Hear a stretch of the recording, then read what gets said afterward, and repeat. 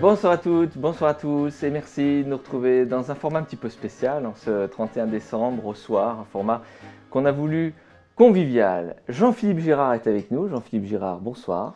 Bonsoir Vincent. Jean-Philippe Girard, vous êtes un de ceux, sinon celui, qui a fait le plus de vues sur nos formats plateau, nos formats télé.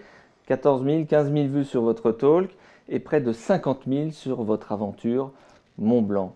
Jean-Philippe Girard, il y avait un petit peu de frustration de la part de ceux qui vous ont suivi parce qu'en fait on était sur des formats très courts, on était sur 1, 2, 3 minutes et dans les messages qu'on a reçus, eh bien, celles et ceux qui vous ont suivi nous ont dit on aurait souhaité que Jean-Philippe Girard nous raconte cette ascension du Mont Blanc. Eh bien, pour vous ce soir, Jean-Philippe Girard est avec nous, on s'installe une petite heure avec vous et puis je vous propose de reprendre cette aventure depuis le début et depuis peut-être votre enfance, Jean-Philippe. Avec grand plaisir. Je suis né à Morbier, dans le Jura, donc il y a 60 ans, donc il y avait beaucoup de neige. La neige tombait déjà début décembre et on arrêtait de skier fin avril, donc et j'étais, j'allais dire, entre deux téléskis à Morbier, donc voilà, on est sur des skis, on est dans la montagne et on vit avec la forêt, on vit avec les éléments naturels. Et puis on ne sait pas qu'ailleurs, il y a des montagnes plus grandes, qu'il y a des grandes villes. Voilà, on est dans un petit village sympathique, paisible. Et voilà, on grandit avec la montagne, on grandit avec la neige, on grandit avec le froid, on grandit avec le climat. Donc voilà, c'est une belle enfance. On va faire le parallèle, Jean-Philippe, entre évidemment cette ascension sportive, cette ascension du Mont Blanc et cette ascension professionnelle. Est-ce que le petit Jean-Philippe du Jura pensait qu'un jour, il gravirait le toit de l'Europe et puis il serait le chef d'entreprise qu'il est devenu aujourd'hui? Non. Non, en fait, mais j'ai reçu une lettre quand j'ai écrit mon livre, je l'ai envoyé bien sûr à plusieurs personnes et j'ai reçu une lettre de mon institutrice, Didi, qui m'a beaucoup touché, avec beaucoup d'émotion, qui m'a écrit: je savais, en te voyant, en te regardant, en te voyant évoluer, que tu ferais quelque chose. Voilà. Et moi-même, j'en étais pas du tout convaincu, parce que j'étais plutôt, j'allais dire, un peu branleur. C'était plutôt le ski, les copains, la fête, et les études étaient un peu secondaires. Donc voilà, non, je ne le pensais pas, j'avais envie de faire plein de choses. Par contre, j'avais toujours cette envie d'aller dans la roche, envie de skier, envie de faire des choses. J'avais toujours cette envie, j'étais porté par ce mot, l'envie de réussir, l'envie de faire, quoi. Premier message peut-être, premier message aux jeunes qui nous écoutent, qui nous regardent ce soir. Donc, on n'a pas forcément à être désespéré parce qu'on n'a pas forcément les meilleures notes de la classe. Il y a aussi d'autres choses derrière. Oui, je crois que c'est un peu cela aujourd'hui, c'est-à-dire qu'il n'y a pas à opposer l'un à l'autre. On peut réussir avec des études et réussir sans études. Je crois que c'est ça le vrai message. C'est par contre d'avoir un projet, d'avoir un engagement. En fait, je le dis toujours, dans un monde qui va vite, vous avez deux solutions: attendre, espérer, comme on entend souvent, ou agir. Moi, j'ai choisi d'agir toujours dans ma vie, d'agir, de bouger, de vivre les choses. Et j'ai presque envie de leur dire: soyez curieux. Soyez curieux, curieux de la vie, curieux des autres métiers. Voilà, regardez un peu autour de vous, ne vous mettez pas en silo, quelque part. Mais voilà, c'est ça. S'il y avait un message à ces jeunes, c'est qu'en plus la France est un terreau extraordinaire pour réussir. Donc voilà, ne surtout pas opposer ceux qui font des études et ceux qui n'en font pas, parce qu'à un moment donné, ils vont se retrouver. Et l'un va aider l'autre, l'un va servir l'autre. Jean-Philippe Girard, le ski, la montagne, ça a commencé. Alors, on a quelques photos. Alors celle-ci, elle paraît plutôt banale, si on regarde, mais elle est extraordinaire parce que, en fait, on est parti à 1h30 du matin du refuge de Tête-Rousse. Il est à peu près 6h, 6h30, je pense là. Donc on a à peu près encore 1h30, 2 heures de montée.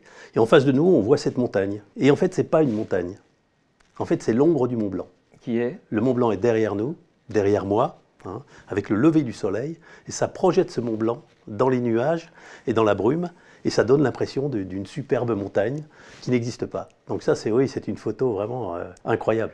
La beauté de ce qu'on vit, ça efface un peu la fatigue? Oui, alors ça, c'est des moments extraordinaires. C'est-à-dire quand le temps se couvre, on baisse la tête, on est fatigué, les jambes sont lourdes, on brûle quelque part, ça brûle, quoi. Ça brûle au niveau des jambes, ça brûle au niveau des mollets. Et puis d'un seul coup, le lever du soleil, en fait, redonne de l'énergie. Donc oui, quelque part, on en oublie presque la fatigue.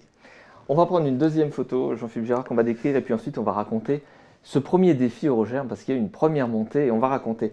Juste avant cela, On vous voit ici, donc. Je suis en bas du Cervin, parce que l'on voit cette montagne magnifique, hein, ce cône magnifique. En fait, c'est le Cervin. Qui s'escalade. Alors, il s'escalade et c'est une ascension extrêmement compliquée, puisqu'elle est aussi dure à monter qu'à descendre.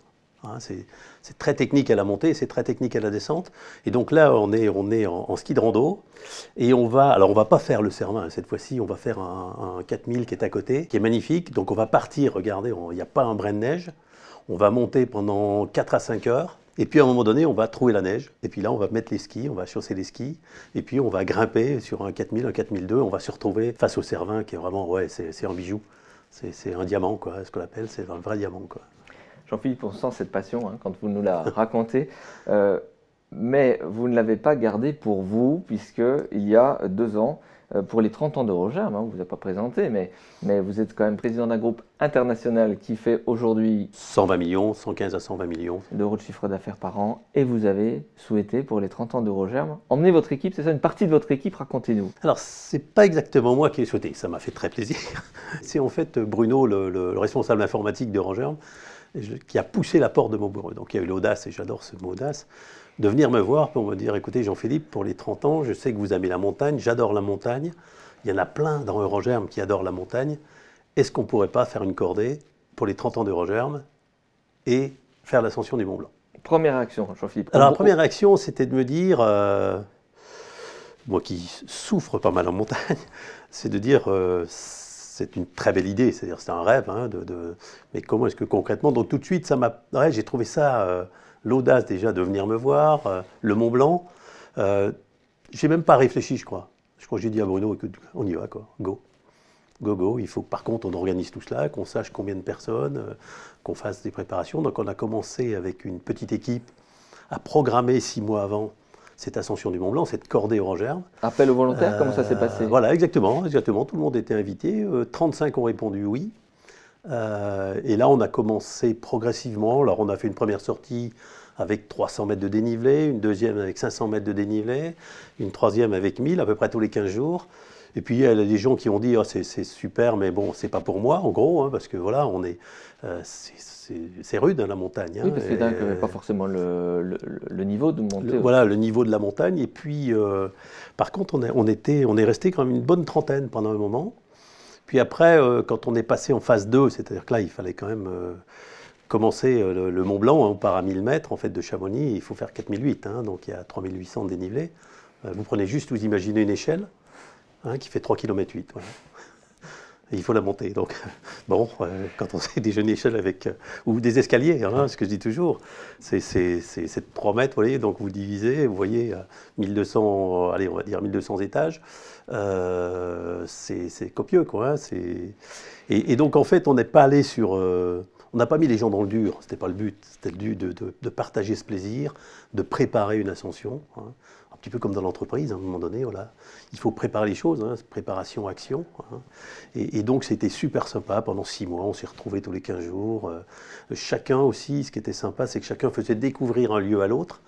Hein. Donc, certains étaient habitués à aller faire du dénivelé d'un côté, vers Gevrey, d'autres vers Velard, d'autres vers d'autres endroits, vers Messigny. Voilà, donc on a pu progressivement mieux se connaître et préparer cette ascension. Premier parallèle que je voudrais faire, Jean-Philippe, avec le temps précieux, évidemment, dans le monde de l'entreprise, le temps précieux au chef d'entreprise, et ce temps pourtant que vous avez su prendre, que vous avez su trouver avec vos équipes pour un projet parallèle quelque part.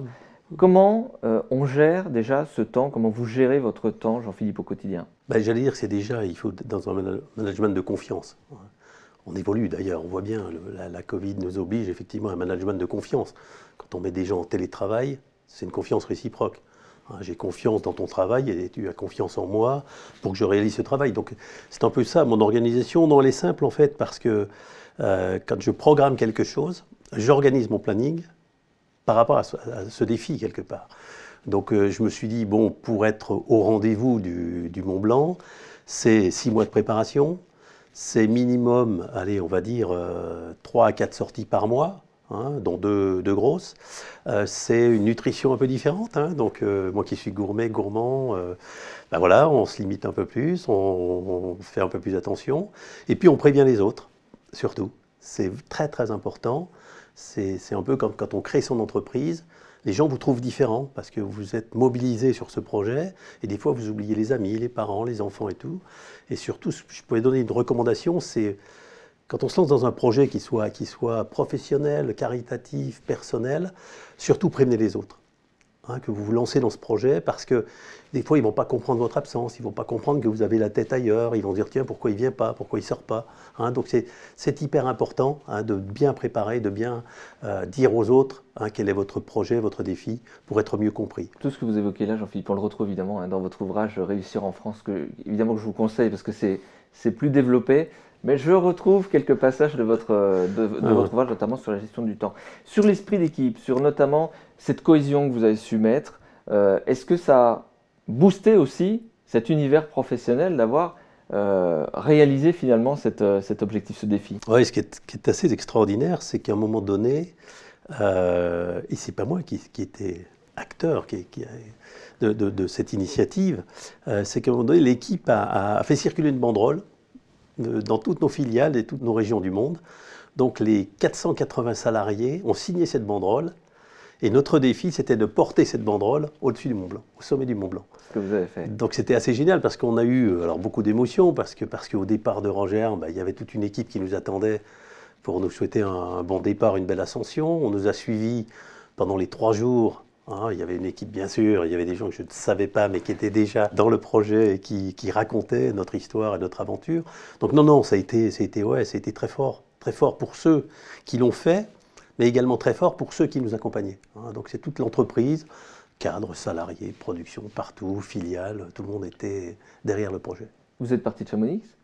On est parti de Chamonix. Est-ce que vous avez fait ce parallèle entre Chamonix et le sommet du Mont Blanc et quelque part la création, l'origine de Rogerme et 30 ans plus tard, ce que vous êtes devenu aujourd'hui? Je crois que ce qui était différent, c'est qu'en fait, le Mont Blanc, on était 15 à partir, même point de départ, vers ce Mont Blanc. Et l'envie, quelque part, de le réussir. Parce que tu pars, tu as cette angoisse, quelque part, de l'échec. Et on est partis ensemble, et ça s'est tout de suite, ça a matché très vite. Les gens étaient bien, c'était sympa, décontracté, mais en même temps, on se préparait. Eurogerm, c'est une aventure un peu au départ. On était 2, 2,5, puis 3, puis 5, puis 10. Mais par contre, si on peut faire un parallèle, c'est qu'en fait, on est dans l'inconnu. Parce que quand tu crées ta boîte, tu ne sais pas comment sera le lendemain, tu ne sais pas comment sera la fin du mois, la première année. Donc, tu as un projet en tête, tu as des idées, mais voilà, donc on est dans l'inconnu. Et pour le Mont Blanc, c'est un peu la même chose parce que tu as idéalisé un tracé. Mais il y a 2 éléments que tu ne maîtrises pas, c'est la météo, et puis derrière, les conditions au sol. Est-ce que c'est une neige dure? Est-ce que c'est une neige molle? Est-ce que c'est de la glace? Donc voilà, tu es dans l'inconnu, et ce qui est une force ce qu'on a baptisé la cordée, c'est que c'est ça la force d'une cordée. C'est qu'il n'y a pas une seule personne qui tire les autres, c'est que chacun embarque l'autre avec lui. Et quand on est tout seul, quand on crée son entreprise, et on a certainement des dizaines, des centaines peut-être, de femmes, d'hommes qui se disent j'ai un projet, mais j'ose pas. Je suis à Chamonix, mais j'ose pas monter. Vous leur diriez quoi à ceux-là, qui hésitent, qui ont un projet et qui n'arrivent pas à franchir le pas? Ce que je leur dirais, c'est d'écrire leur projet. Je crois qu'il n'y a pas l'écrire, pas faire un document de 40 pages, mais de se dire voilà, je veux me lancer, je veux demain faire ça. Voilà. Écrire ce que l'on veut faire et surtout comment je veux le faire. C'est-à-dire que je dis toujours, il ne faut pas casser ses rêves. Mais par contre, à partir de ce rêve, c'est construire avec réalisme un chemin. C'est un peu ce qu'on retrouve en montagne. On retrouve beaucoup de parallèles. C'est de se dire, voilà, mon rêve, c'est par exemple, de produire ces sapins avec du bois du Jura. Voilà. Et je vais le faire, voilà, c'est super, c'est magnifique. Alors ça, c'est le rêve, c'est-à-dire je vais faire plein de bonheur pendant Noël, parce que tous les gens vont pouvoir les mettre vers le sapin et tout. Sauf que je ne sais pas travailler le bois, je ne sais pas comment se comporte le bois, voilà. Donc c'est de se dire, voilà, à partir de là, mon objectif, c'est effectivement de réaliser cela, et de cranter les choses, progressivement, pour dire qui je vais contacter pour le bois, qui sait travailler le bois, qui peut m'aider à faire cela. Est-ce que c'est plutôt un ingénieur, est-ce que c'est plutôt un homme de métier, voilà. Donc je pense qu'après, il faut aller au bout de son idée. Allez au bout de vos idées, quoi. Ne vous laissez pas embarquer. Je dis toujours qu'il ne faut pas que les pessimistes broient votre optimisme. Et on en a. On Voilà, en a il y en notamment a en ce plein, moment, bien Jean-Philippe, sûr, hein. bien sûr, bien sûr. Ouais. Donc non, non, vivez votre rêve, vivez votre projet. Hein. Ne laissez pas les autres le vivre à votre place. Je crois que c'est important. Hein. Allez au bout de votre idée. Jean-Philippe, on va revenir sur les photos de cette expédition, de ce défi Eurogerme. Et je vous propose de commencer avec un superbe reportage, un montage signé Axel Girard, votre fils. Regardez.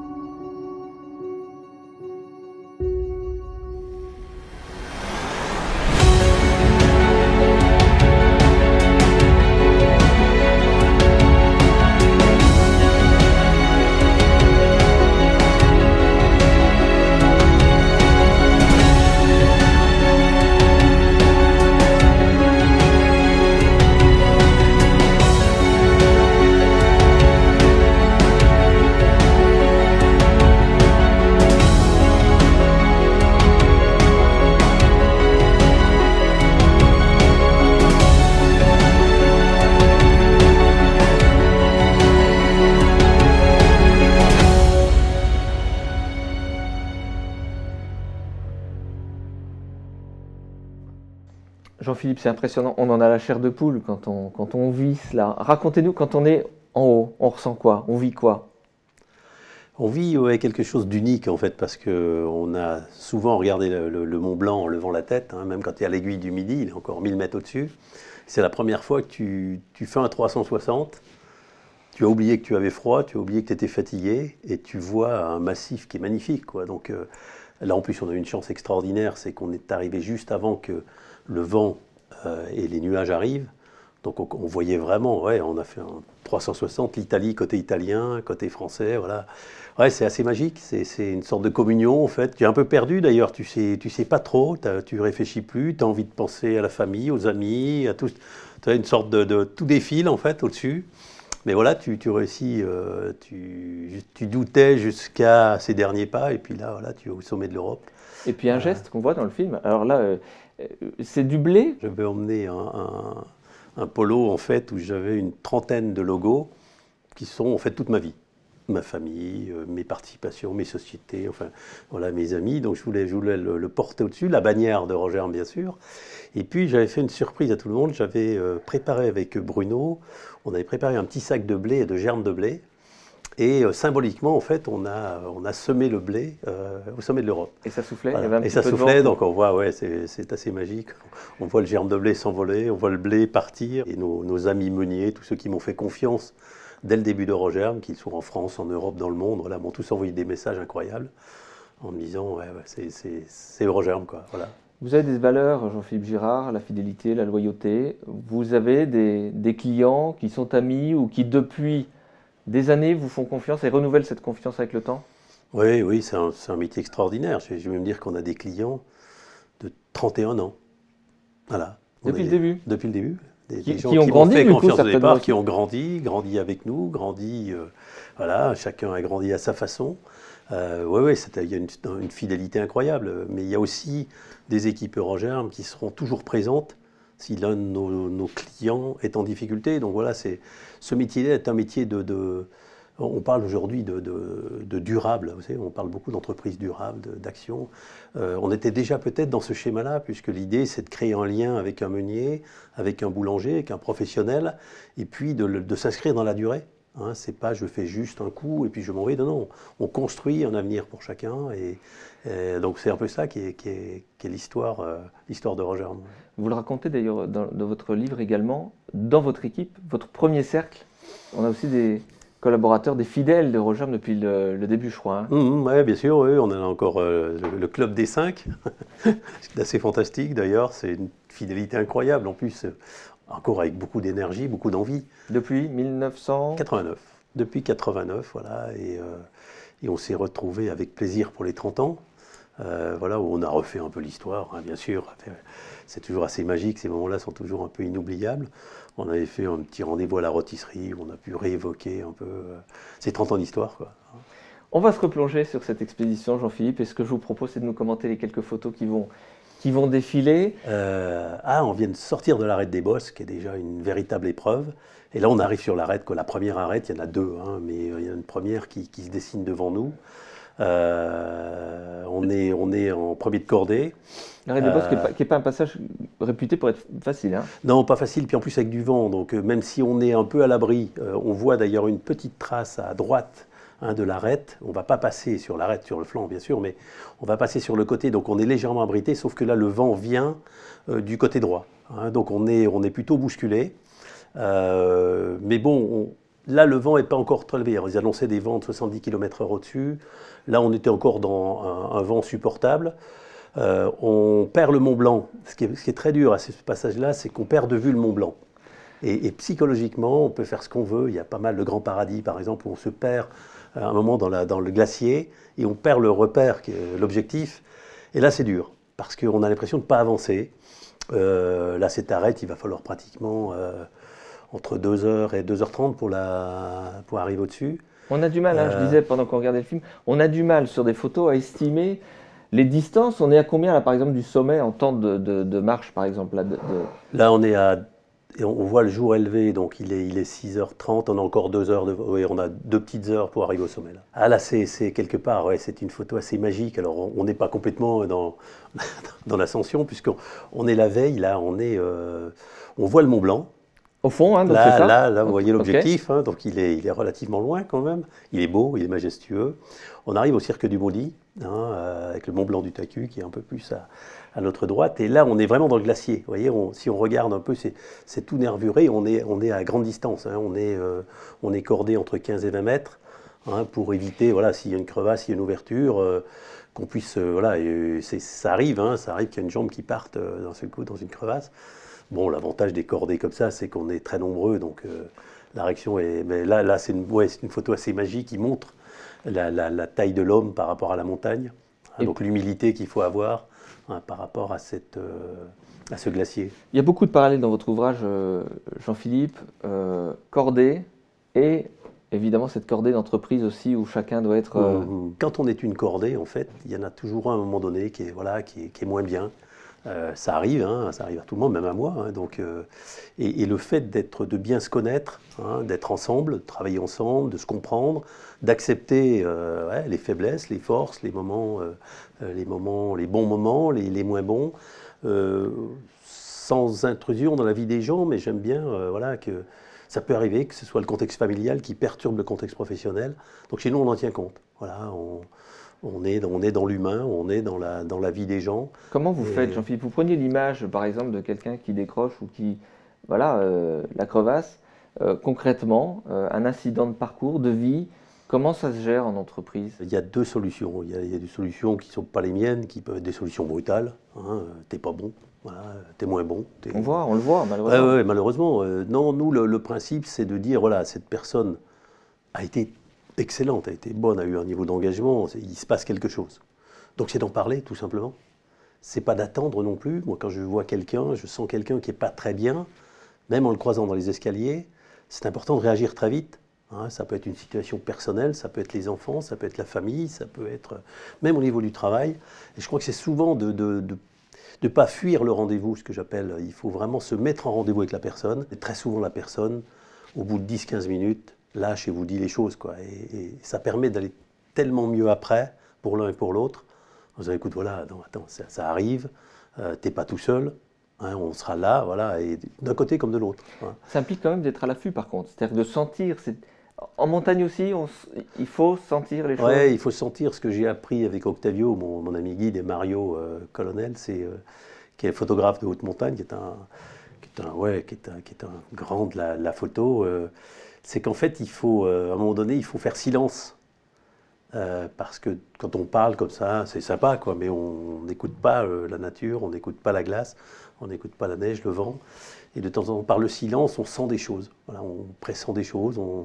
Il y a des couleurs qui ne sont pas les mêmes. Il y a des, vous voyez, par exemple, on voit, vous voyez, la partie qui est face devant nous là est une partie qui est très nervurée. Hein, et il y a certainement une ou deux crevasses qui sont cachées par la neige ou par la glace.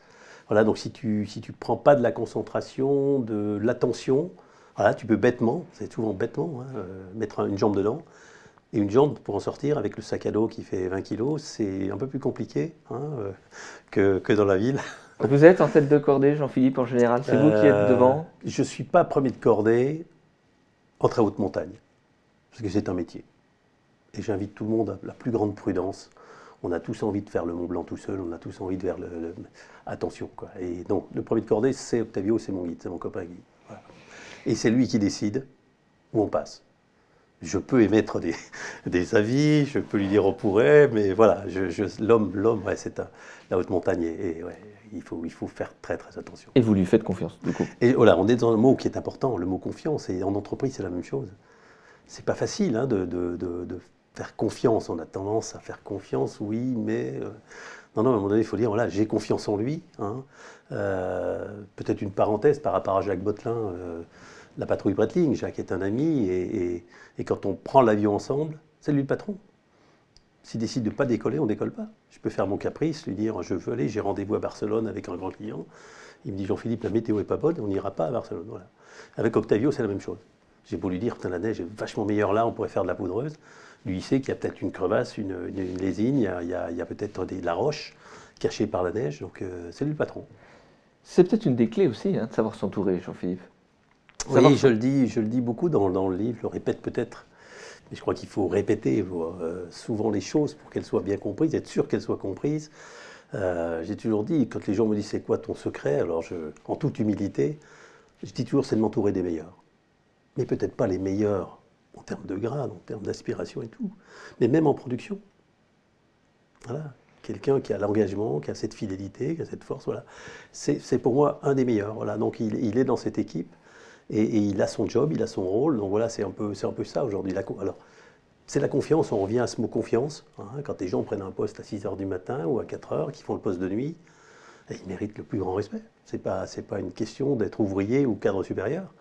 C'est que sans eux, on pourrait faire ce que l'on veut au-dessus, dans les bureaux, comme ils disent, ça n'avancerait pas. Donc voilà, il faut vraiment, ouais, c'est trouver cet équilibre. Je trouve ce respect et cet équilibre. Je crois que c'est important. Jean-Philippe, C'est une autre photo, elle n'est pas dans le contexte du Mont Blanc, parce on était malheureusement, j'allais dire, parce que j'adore le freeride et le ski de haute montagne. Alors là, on descend sur le côté gauche de l'aiguille du Midi, et on est en pleine poudreuse. Elle est un peu difficile, elle est craquante, hein, elle est un peu cassante. on Donc vous, là, c'est un jeu d'équilibre permanent en fait. on vous sent très à l'aise sur ski. Évidemment, Jean-Philippe, vous skiez depuis votre plus tendre enfance. Ce qui veut dire aussi, et ce qui implique de ne pas y aller en touriste quand même. Non, C'est-à-dire non, que non, non, il faut connaître la montagne et puis être entraîné. ouais, s'entraîner, ouais, je dis toujours aux gens, je fais entre 40 et 50 km par semaine en général en marche. Ouais, oui, c'est important. Parce que, parce que voilà, c'est les jambes, hein. Là, c'est les jambes qui vont résister. Si ça casse, c'est une croûte, là, on voit bien que la neige est croûtée. Et voilà, si ça décroche, il faut être capable de réagir très vite. Donc, ça demande une préparation. Oh, Alors là, c'est amusant. ouais, là, on est complètement fracassé. Mais on dort véritablement comme Ah ça ouais. d'un coup. Ah ouais, t'es KO. On Là, s'endort là, en on quelques descend, secondes. là, on est au goûter, je pense. On est à la descente. On a fait le Mont Blanc. Alors, quand tu as fait le Mont Blanc, c'est pas terminé. Il faut redescendre au goûter. Et là, on avait des conditions incroyables, 70 km/h de vent, Mais on dort réellement sur des une bancs. neige. Ah oui, bien sûr. Ah oui, et puis on se détend même, parce que vous voyez, le fait d'être le dos est cassé et fracassé par la montée. Donc là, on se détend et on lâche, quoi. On lâche complètement. Ouais. On va faire une parenthèse sur ces refuges de haute montagne qui sont évidemment précieux à tous ceux qui gravissent les sommets. Ouais, c'est incroyable parce que les gens qui sont là sont bienveillants, accueillants. Ils savent qu'on est dans le dur, hein, donc voilà, c'est super sympa, quoi. C'est tout simple. C'est la vie de la haute montagne, hein. Donc tu arrives, voilà, tu as une chambre. Alors ça rappelle un peu l'UCPA, la jeunesse, hein. On est 12, 14, 16 dans les dans les chambres. Il y en a qui se lèvent très tôt, il y en a qui se couchent très tard. C'est une vie, ouais, on retrouve une vie incroyable. Tu te dis d'un côté, tu as une vie de PDG, puis de l'autre côté, tu as une vie de haute montagne. Et c'est tellement différent, c'est tellement. Mais ces refuges, ouais, c'est des passionnés de la haute montagne, donc ouais, c'est des moments fabuleux. Ouais. Alors il y a quand même quelque chose qu'il va falloir nous expliquer, Jean-Philippe. On va voir, peut-être Arthur en régie, on a des photos de pain, de brioche. Ah oui. Alors, Voilà. Alors celle-ci, elle est assez magique. On arrive à Tête-Rousse, au refuge de Tête-Rousse. Et puis, ouais, je parlais tout à l'heure de la curiosité. Voilà, je suis naturellement curieux, donc je ne peux pas m'empêcher d'aller voir les cuisines. Et là, je vois cette brioche tressée qui est faite dans le refuge, hein, et ça crée un lien tout de suite. C'est incroyable, le pain, la brioche. Ça a créé un lien naturel avec les deux qui étaient en cuisine. Je leur dis, mais vous savez tresser de la brioche, voilà, comme ça. Je dis, bon, voilà, je suis dans une entreprise. Et en fait, ils nous ont fait cette brioche qui est cuite au-dessus, ils nous l'ont gardée, ils ne l'ont pas servi le soir, et ils nous l'ont gardée pour le départ du lendemain matin. Donc on l'a eu en tranche à 1h30 du matin, parce qu'on est parti très tôt, et on a pris le petit-déj avec cette brioche tressée, donc elle a une histoire. C'est comme les Cosmiques, l'arête des Cosmiques qui est juste derrière l'aiguille du Midi. En fait, ils font leur pain. C'est un des seuls refuges qui fait son pain. C'est pas le meilleur du monde. Mais quand quand tu rentres de 5 heures de montée, mais ils sont fantastiques. Donc ils le font avec beaucoup d'amour. Et donc voilà, c'est toujours des petits clins d'œil. J'adore ce clin d'œil à ma filière, voilà, qui joue beaucoup. Donc ouais, c'était très sympa. ça c'est impressionnant, parce que là on a l'impression que Ouais. vous redescendez. Voilà, là on est où? On est à l'annexe du goûter. On n'est même pas au goûter parce que le goûter est fermé. Donc on dort à l'annexe. Pas de chauffage, pas d'électricité, pas d'eau. On est 18 entre l'équipe, l'accordéon Rogerme et les guides. Et on se dit, on va passer une nuit de merde. Il ne doit pas faire très chaud non plus, Et c'est pas vrai. On a passé une nuit incroyable. c'est vrai.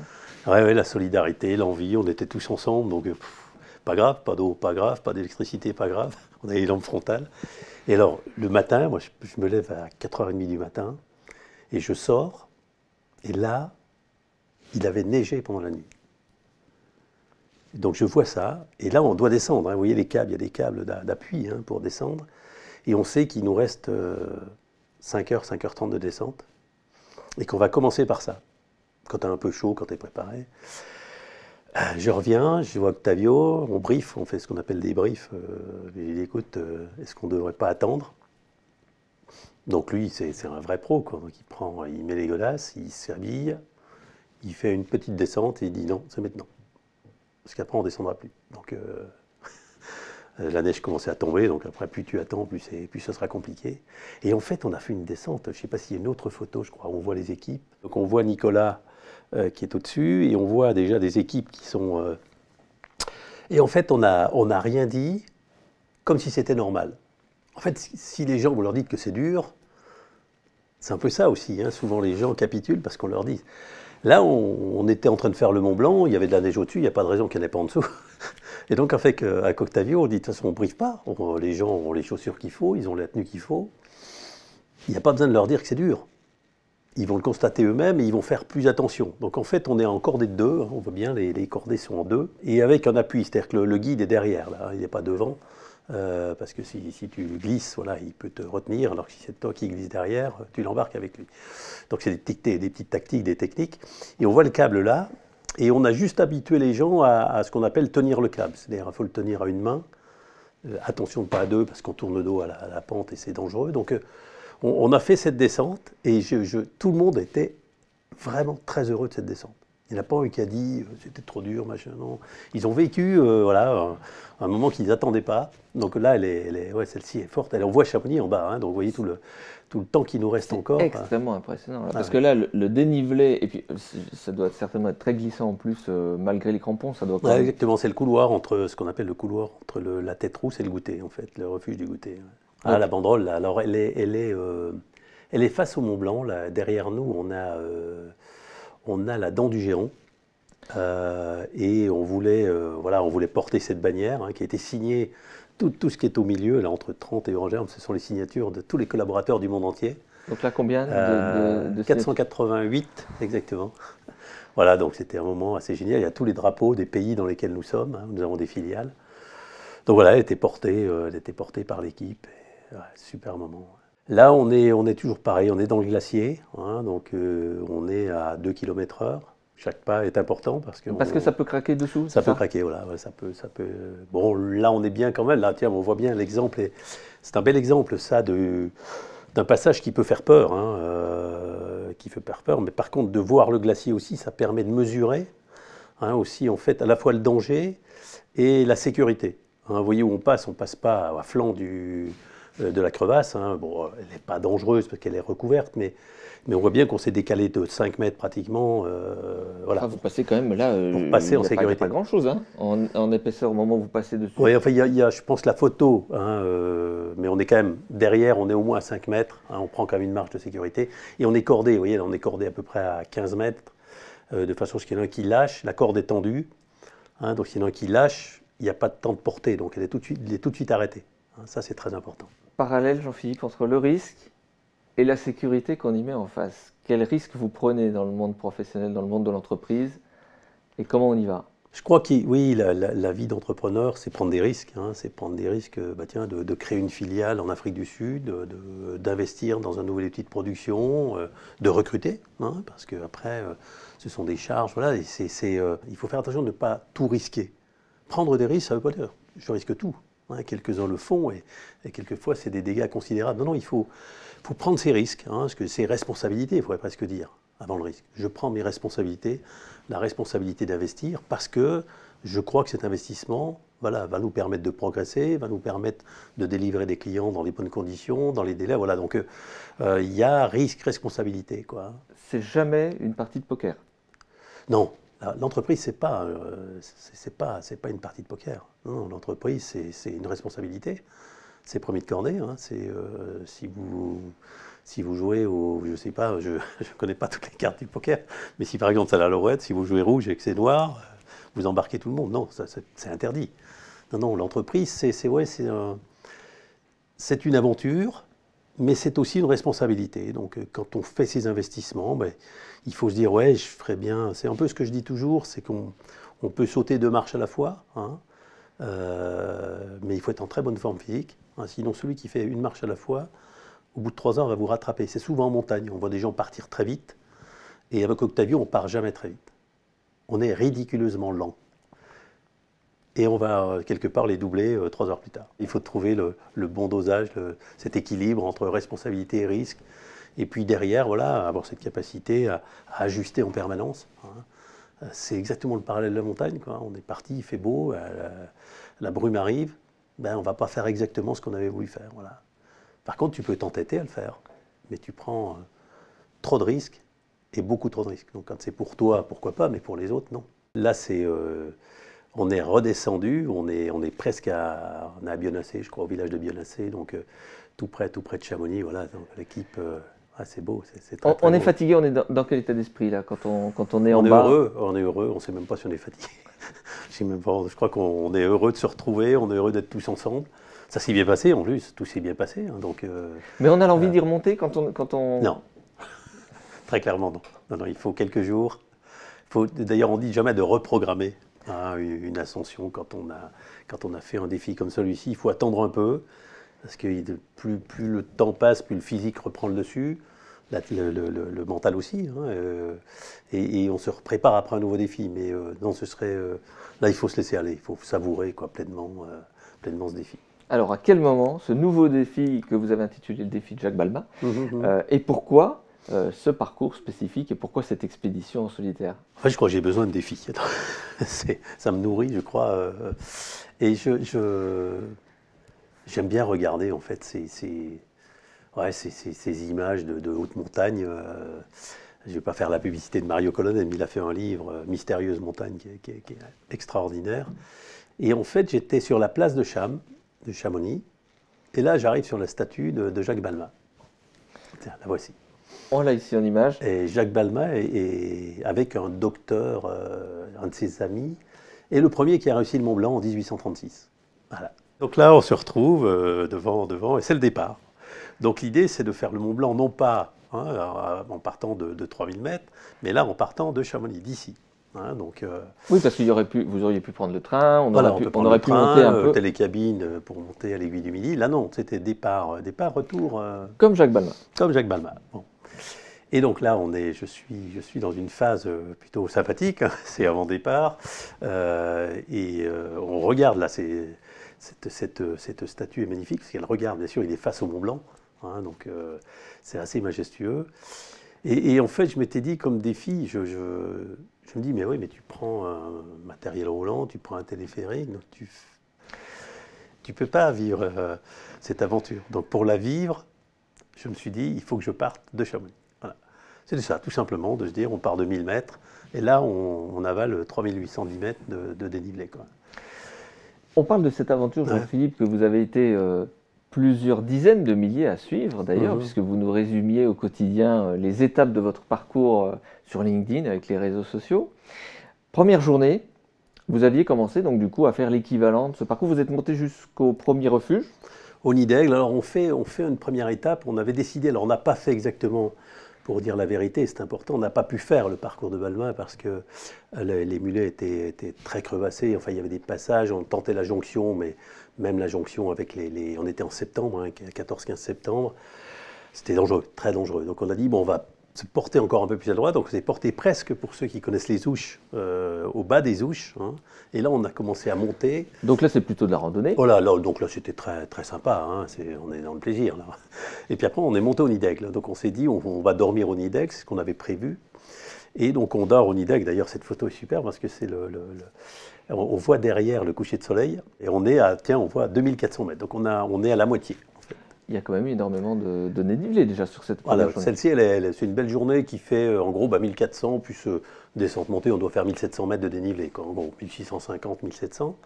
Mais on est bien là, avec Octavio, on est pratiquement seul parce qu'il n'y avait personne en montagne. Donc. Et là, Octavio, vous passez la nuit. On passe la nuit, on briefe un peu, et puis avant de dormir, Octavio me dit, écoute Jean-Philippe, il y a une pas trop bonne nouvelle. En fait, ça a décroché dans le couloir du goûter, donc c'est pas sûr qu'on monte. Bon. Donc décrocher, c'est le risque. Il y a un rocher qui a... Voilà, donc c'est habituellement la procédure dans ces cas-là, c'est on abandonne. On abandonne, voilà, on reporte, quoi, parce qu'on n'aime pas abandonner, donc on reporte. Voilà. Mais on parle comme ça, et puis il me dit, bon, ce qu'on peut faire, on est au Nid d'Aigle, on va monter tranquillement jusqu'à Tête Rousse, et en fait, il me dit, on va partir très tôt. Et je n'avais pas compris, parce que je me suis dit, tiens, partir très tôt, on a encore 2 jours devant nous. Parce qu'il me dit, il y a une deuxième mauvaise nouvelle, c'est qu'il n'y a plus que demain de beau, et à partir de samedi, c'est bouché. Donc il me dit, on peut monter, mais ce ne sera pas le Mont Blanc que tu veux. Donc là, je commençais à me préparer quelque chose d'un peu plus dur. Il avait son idée, Octavio, à ce moment-là? Je pense, ouais, je pense qu'il savait, soit on le faisait le lendemain, soit...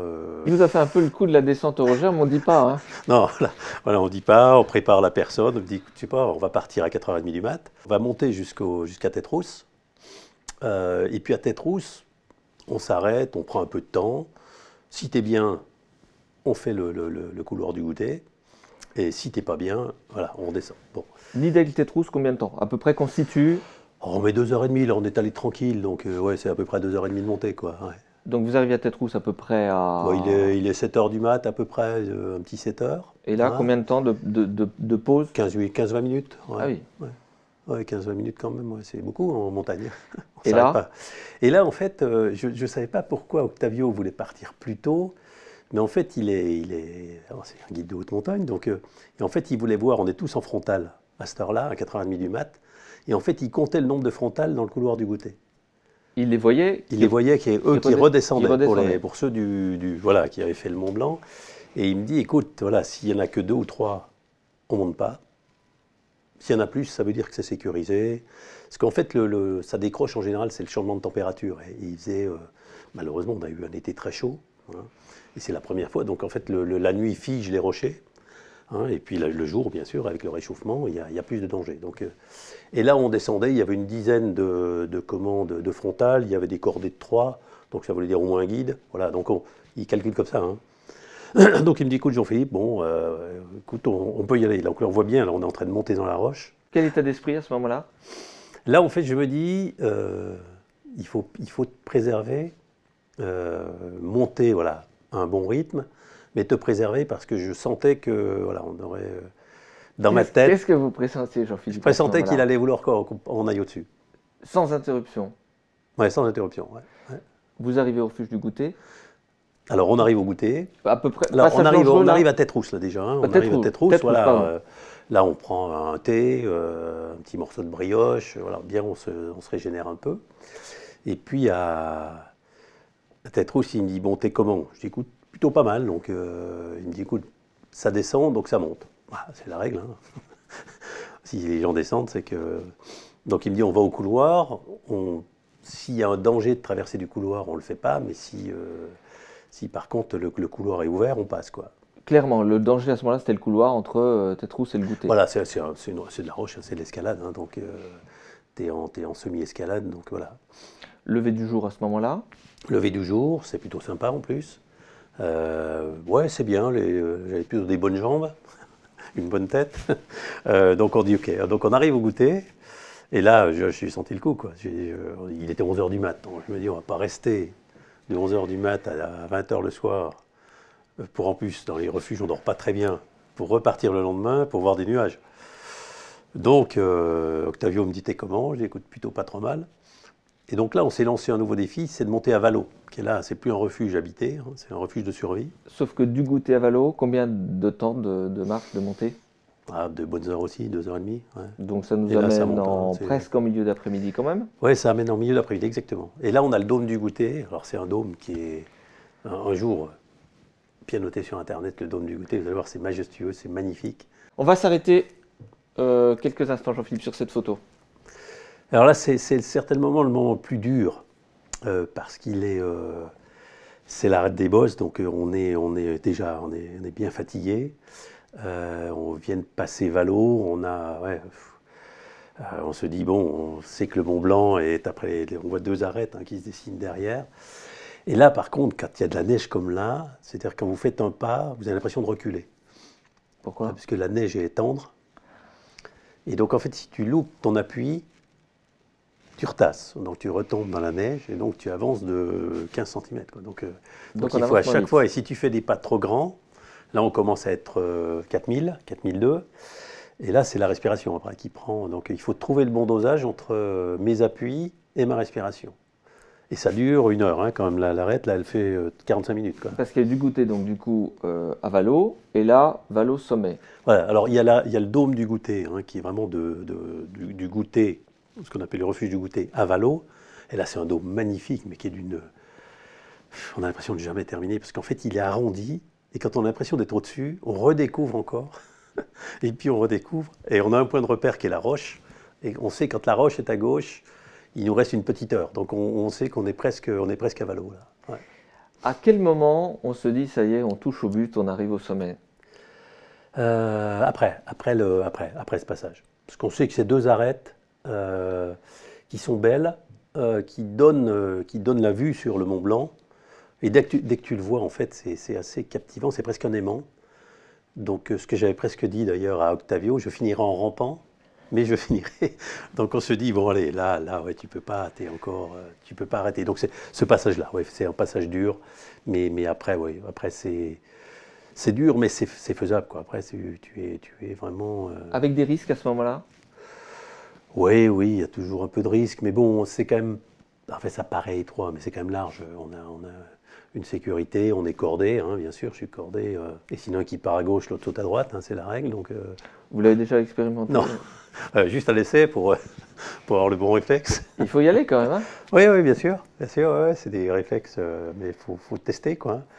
Pour plus avoir peur, il faut tester, quoi, pour se dire, voilà, si j'ai un déséquilibre, ça arrive, hein, ça peut décrocher, par exemple, juste là, on voit ce passage à gauche, il suffit que la neige décroche.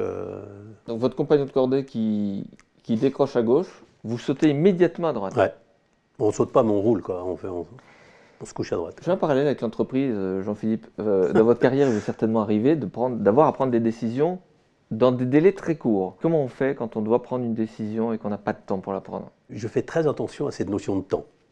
Hein, quelqu'un qui me dit j'ai pas le temps, j'aime pas, ça m'irrite. Le temps, il y a du temps choisi, il y a du temps, bien sûr, il y a du temps rapide, du temps lent, du temps long. Hein. Il faut faire attention. Je ne pense pas, sinon, un accident, et là on est dedans, qui nécessite une réponse immédiate. En entreprise, il vaut mieux ce que j'appelle reculer d'1 minute. Hein, c'est-à-dire on a des crises, hein, comme dans des crises alimentaires, il y en a, j'en ai vécu quand je présidais l'ANIA au niveau national.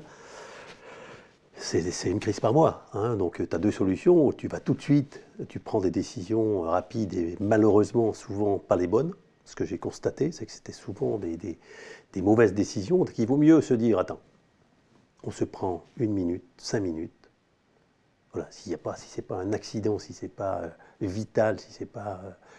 il vaut mieux prendre ce recul pour mieux avancer. C'est-à-dire que se donner 7 minutes en disant, attends, c'est quoi plan A, plan B en gros? C'est ce que j'ai souvent l'habitude de dire.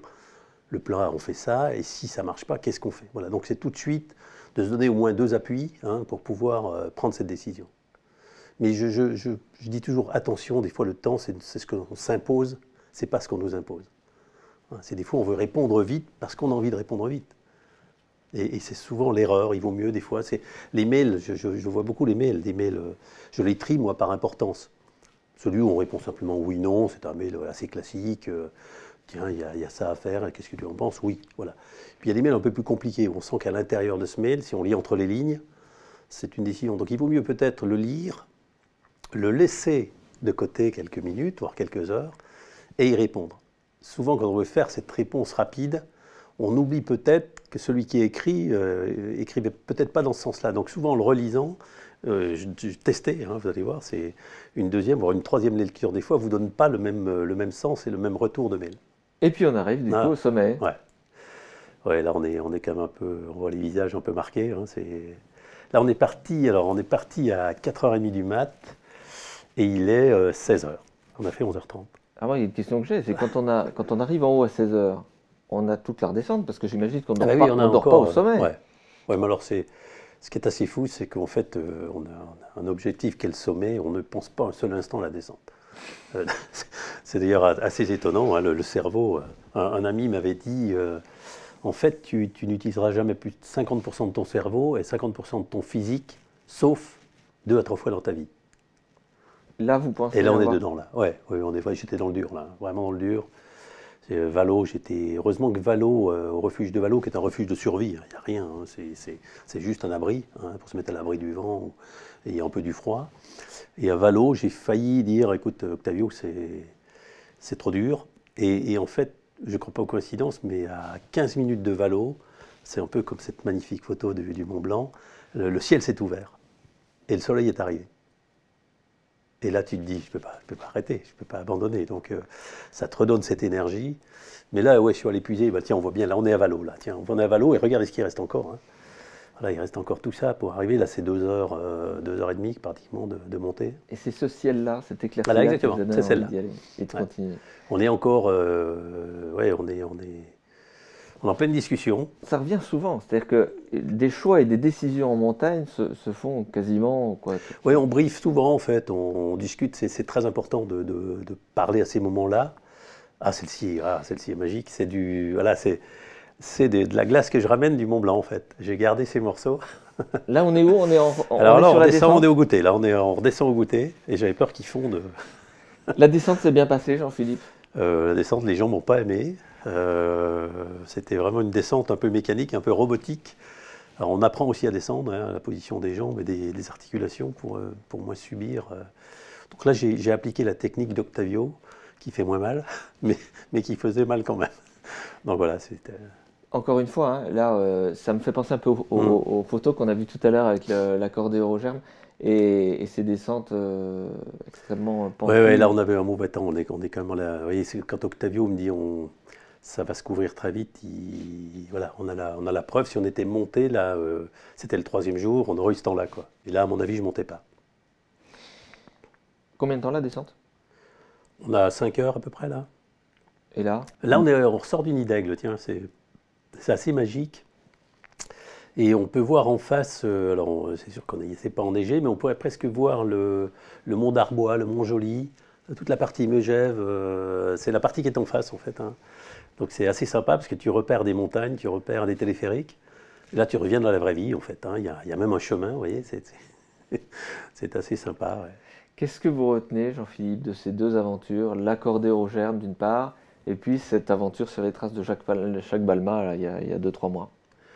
Ce que je retiens, c'est que bon, je ne l'aurais pas imaginé voilà, il y a 2-3 ans, et que c'est des aventures, ça se prépare, ça demande une préparation-action, je dis toujours, et on est dans un parallèle avec l'entreprise, mais c'est des moments fabuleux. C'est des moments fabuleux, partagés avec les équipes, partagés avec la famille. Hein, puisque tout au-dessus du Mont Blanc, j'ai passé un petit coup de fil à Carole. Voilà, je pense qu'elle était très surprise, qu'elle ne croyait pas que je pouvais connecter depuis le haut du Mont Blanc. Donc c'est des moments magiques quoi, que tu as envie de partager avec les autres. Donc c'est puissant, ouais, c'est très très puissant. Quelle place a la famille d'une manière générale, à la fois sur l'entreprise et votre famille qui quelque part vous a porté aussi dans cette évolution professionnelle-là, et puis sur ces défis-là, ces défis sportifs? C'est une place importante parce que j'ai 2 fois 30 ans. Voilà, donc on a un âge, 60 ans, c'est un moment assez clé. Hein, et je dis toujours, j'ai ouvert une première boucle jusqu'à 30 ans, qui était incroyable de vie, d'énergie, de ski, d'amis, de choses. Voilà. Je bouffais la vie à pleines dents, en fait. Après une deuxième boucle, voilà, qui sont les 30 ans de Rangerme, et après on se prépare à ouvrir une troisième boucle. Et ce type de défi te montre que voilà, à 60 ans, tu peux très bien dire bah, écoute, j'ai mal partout, c'est normal parce que je suis vieux, j'avance pas parce que je suis vieux, je fais plus ça parce que j'ai moins d'audace qu'à 30 ans. Ou alors tu dis j'ouvre une troisième boucle, alors différente. Hein, voilà, je ne monte pas le Mont Blanc à 5 km/h, je le monte à 2,5, voilà, ou à 3, mais je le monte.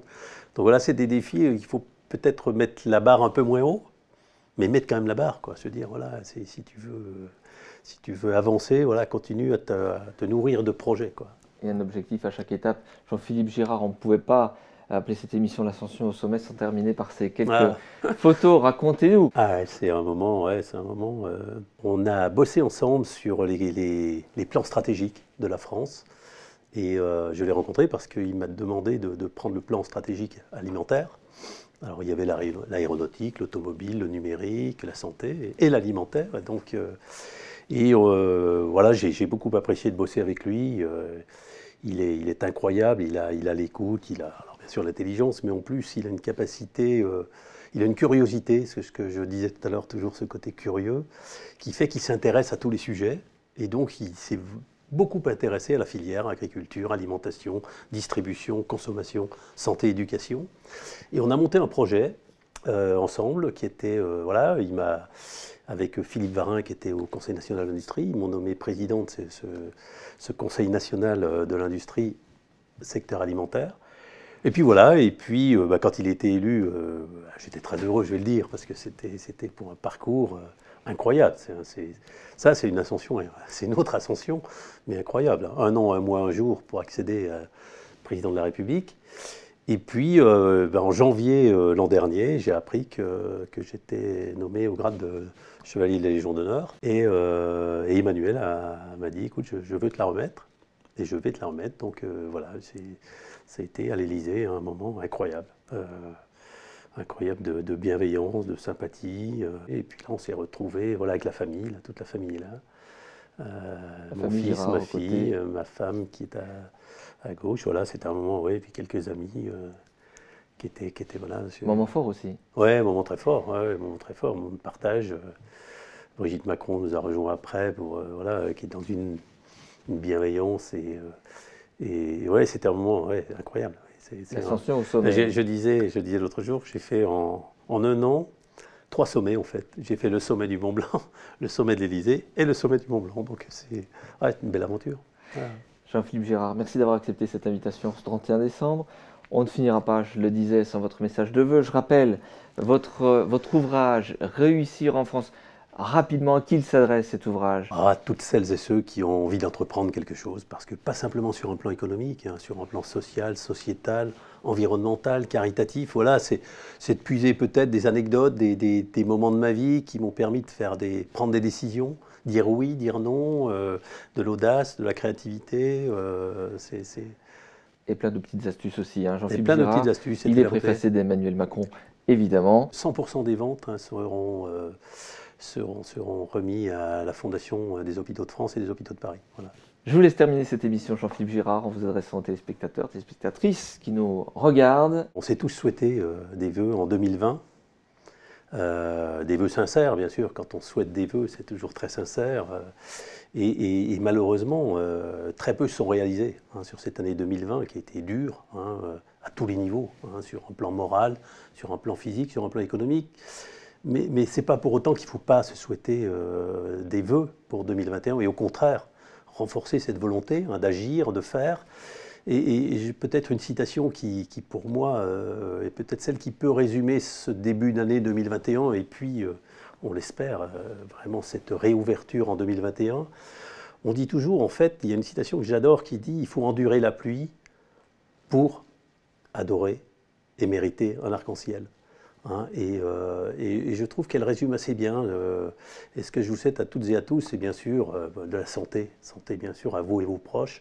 La solidarité aussi, c'est peut-être le mot qui sera celui qui nous permettra de sortir plus vite de cette crise. Et puis voilà, des vœux de bonheur, de moments précieux, même si on ne peut pas se réunir. Mais pour moi, là, tous mes vœux de réussite, de succès, de santé. Je crois que dans toute sincérité, des vœux de solidarité, à la fois pour notre pays et pour notre planète. Jean-Philippe Girard, merci infiniment d'avoir accepté cette invitation. Très belle soirée, réveillon en famille, je suppose? En famille, et ouais, malheureusement, on ne sera pas très nombreux, hein, mais je crois que c'est important. Si on veut sortir plus vite de ce tunnel, il faut respecter. Pour cette fois, c'est pas pour 10 ans, c'est pour une soirée. Voilà, on vivra d'autres soirées avec tout ce que cela comporte d'amitié, de sincérité dans quelques mois, je l'espère. Merci Jean-Philippe. Merci à vous, Vincent. Très belle soirée à toutes et à tous. Très bon réveillon, évidemment meilleurs vœux pour 2021. À très bientôt.